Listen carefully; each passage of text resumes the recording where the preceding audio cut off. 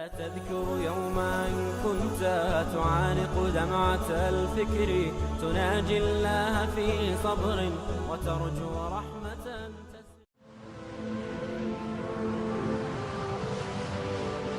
حضرت عمر رضی اللہ تعالیٰ عنہ جب ایمان لائے تو آپ نے ایک ایک کافر کے گھر کے دروازے پہ کھڑے ہو کے کہا کہ تم کمزوروں کو مارتے تھے، میں تمہیں بتانے آیا ہوں میں محمد عربی کا نوکر بن گیا۔ بلکہ آپ نے اعلان کیا جس نے اپنی بیوی کو بیوہ اور بچوں کو یتیم کروانا ہو اور اپنے ماں باپ کی کمر کو جھکانا ہو وہ عمر کے مقابلے میں آئے۔ اللہ اکبر۔ زنیرہ نامی ایک خاتون تھی، بہت کمزور،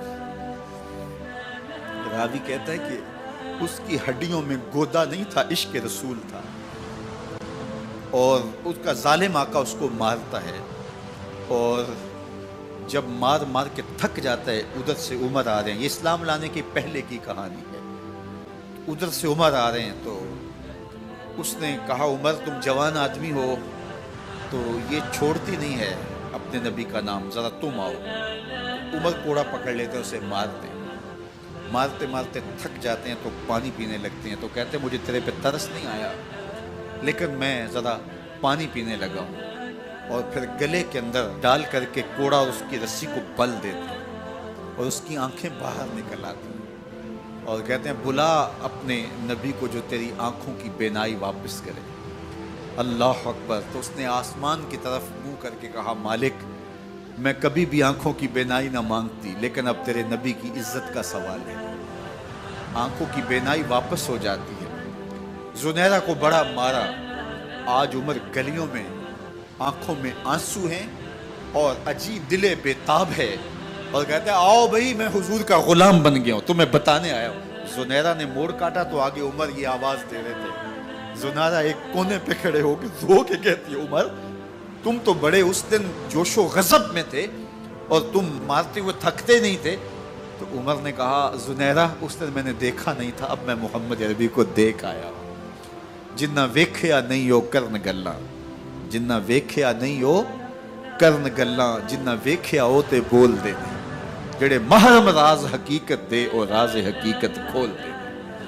تو حضرت عمر رضی اللہ تعالیٰ عنہ ایمان لائے۔ حضرت عبداللہ ابن مسعود رضی اللہ تعالیٰ عنہ فرماتے ہیں کہ حضرت عمر کا ایمان لانا مسلمانوں کے لیے عزت کا سبب تھا، ان کا ہجرت کرنا مسلمانوں کی نصرت تھی اور ان کی خلافت مسلمانوں کے لیے رحمت تھی۔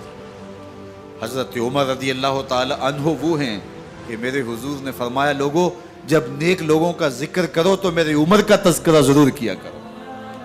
میرا عمر وہ ہے کہ جب وہ ایک سمت سے آ رہا ہو، ایک گلی اور بازار سے آ رہا ہو تو شیطان بھی آ رہا ہو عمر کو دیکھ کے راستہ تبدیل کر لیتا ہے۔ حضرت عمر رضی اللہ تعالی عنہ کی طبیعت کے اندر جو جاہ و جلال تھا، طبیعت کے اندر جو سختی تھی، وہ اسلام کے اندر آ کر بھی قائم رہی، اور آپ نے وہی سختی، وہی جاہ و جلال جو پہلے مسلمانوں کے خلاف تھا اب کفار کے خلاف، منافقین کے خلاف حضرت عمر کی طبیعت کے اندر وہ جوش و خروش بدستور موجود ہے۔ لیکن جس دن آپ خلیفہ بنے تو اس دن آپ نے ممبر پہ چڑھ کے جو خطبہ دیا اس میں کہا لوگوں میں سخت اس لیے تھا کہ رسول اللہ نرم تھے، پھر میں سخت اس لیے تھا کہ حضرت ابوبکر صدیق نرم تھے، اب میں تخت خلافت پہ بیٹھا ہوں، اب میری سختی جو ہے وہ نرمی میں تبدیل ہو گئی، صرف فاسقوں، فاجروں اور باغیوں کے لیے میں سخت ہوں، باقی تمہارے لیے نرم ہوں۔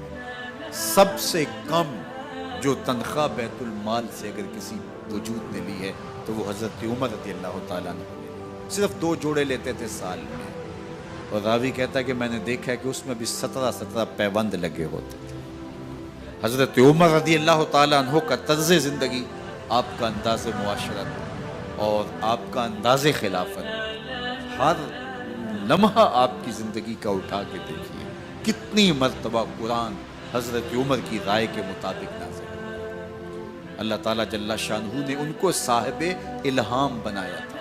ہر امت میں کوئی صاحب الہام ہوتا ہے، حضور کی امت کا صاحب الہام حضرت عمر رضی اللہ تعالیٰ، اور آقا کریم نے انہیں اپنا وزیر قرار دیا۔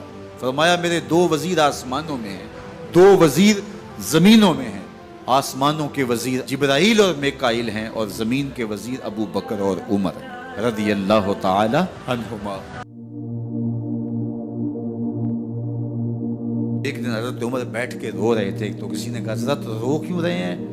فرمایا کہ میں اس لیے رو رہا ہوں کہ فلاں پل سے بکریاں گزری ہیں، تو پل کے اندر شکستگی تھی، ٹوٹا ہوا تھا پل درمیان میں، اس میں ایک بکری کی ٹانگ ٹوٹ گئی ہے، تو میں ڈرتا ہوں کہ میرا رب یہ نہ پوچھے کہ عمر تو نے پل صحیح تعمیر نہیں کروائے تھے کہ ایک بکری کی ٹانگ کیوں ٹوٹی ہے۔ یہ ہیں حضرت عمر رضی اللہ تعالی عنہ۔ اللہ اکبر۔ تو اللہ تعالیٰ جل شانہ نے حضرت سیدنا عمر بن خطاب رضی اللہ تعالیٰ عنہ سے جو کام لیا، مختصر دور خلافت کے اندر 10 سال 6 ماہ 4 دن آپ نے خلافت فرمائی ہے، لیکن کہاں سے چلے اور یہاں مکران تک، بلوچستان کا حصہ ہے، یہاں تک آپ کے سلطنت کی حدود وسیع، ادھر آرمینیا تک جا پہنچے، حمص فتح کیا، قادسیہ، یرموک۔ آپ ذرا دیکھیے کہ کہاں تک آپ کی فوجوں کے گھوڑے دوڑتے رہے، اور اللہ تعالیٰ جل شانہ نے ان کو جو توانائی، عدل و انصاف کی قوت عطا فرمائی۔ اللہ اکبر۔ جب زمین پہ عدل کیا ہو تو زمین بھی حکم مانتی ہے، اور حضرت عمر وہ تھے جن کا حکم ہوائیں بھی مانتی تھی، زمین بھی مانتی تھی، جن کا حکم جو ہے وہ آگ بھی تسلیم کرتی تھی اور دریا بھی ان کا حکم مانا کرتے تھے۔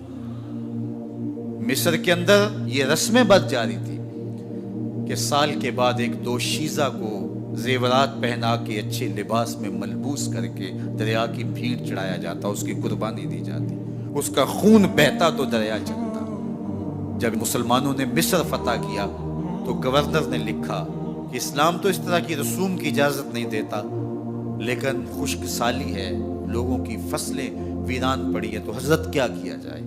تو حضرت عمر رضی اللہ تعالیٰ عنہ کاغذ کے ٹکڑے پہ لکھتے ہیں بسم اللہ الرحمن الرحیم، مصر کے نیل کی جانب عمر کا خط لکھتے ہیں، اے نیل اگر تو اللہ کے حکم سے چلا کرتا ہے تو چل، ورنہ ہمیں تیرے چلنے کی کوئی حاجت نہیں ہے۔ اور قاصد کو کہا یہ خط لے جاؤ اور جا کے دریائے نیل میں پھینک دو۔ قاصد جا کے خط دریائے نیل میں پھینک دیتا ہے، پانی آتا ہے، ایسا دریائے نیل چلا 14 صدیاں ہوئی ہیں آج تک کبھی بند ہی نہیں ہوا۔ دریا حکم مانتے، آگ نکلتی ہے، لوگ حضرت عمر رضی اللہ تعالی عنہ کے پاس آئے، حضرت لاوا پھوٹا ہے، آگ نکل رہی ہے اور مدینے کی طرف بڑھ رہی ہے، اب کیا کیا جائے؟ فائر بریگیڈ تو زمانے میں تھی نہیں۔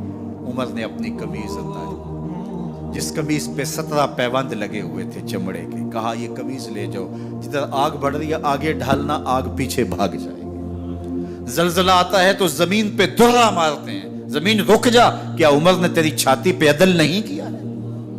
تو یہ عمر ہیں رضی اللہ تعالی عنہ کہ جن کے انصاف کی وجہ سے، جن کے عدل کی وجہ سے اللہ تعالیٰ کی رحمات، اس کی برکات کا نزول ہوتا تھا، اور اللہ تعالیٰ نے مسلمانوں کو وہ آبرو مند حکومت دی۔ کائنات کی تاریخ کے اندر ایسی حکومت آپ نے نہیں دیکھی ہوگی جو حضرت عمر نے حکومت کی ہے۔ اللہ اکبر۔ فرمایا فرات کے کنارے پہ ایک کتا بھی پیاسا مر گیا تو اس کا حساب بھی عمر سے ہوگا۔ باہر سے سفیر آتا ہے اور آ کے پوچھتا ہے کہ میں امیر المومنین کے، مسلمانوں کے حکمران کے محل میں جانا ہے، تو مسکرا کے کہتے ہیں ہمارے امیر کا تو کوئی محل نہیں ہے۔ کہا کہاں ہے تمہارا امیر؟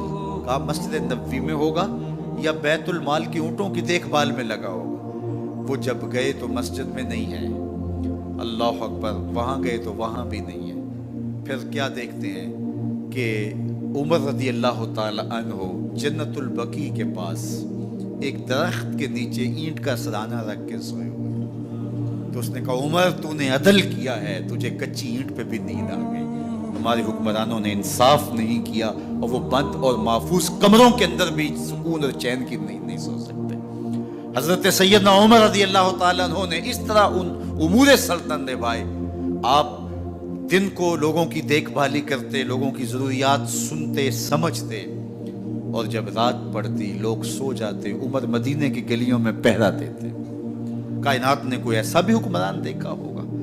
اللہ اکبر۔ وہ مجاہد جو مختلف محاذات پہ گئے ہوئے ہوتے، ان کے گھروں کی دیکھ بھالی کرتے، ان کی ضروریات کا خیال رکھتے، ان کی آبرو کا پہرا دیتے۔ راتوں کی تنہائیوں کے اندر حضرت عمر اٹھتے اور جا کے گشت کرتے، چکر لگاتے، دیکھتے کوئی آنکھ پر نم نہ ہو، مفلسی کا کسی گھر میں ماتم نہ ہو۔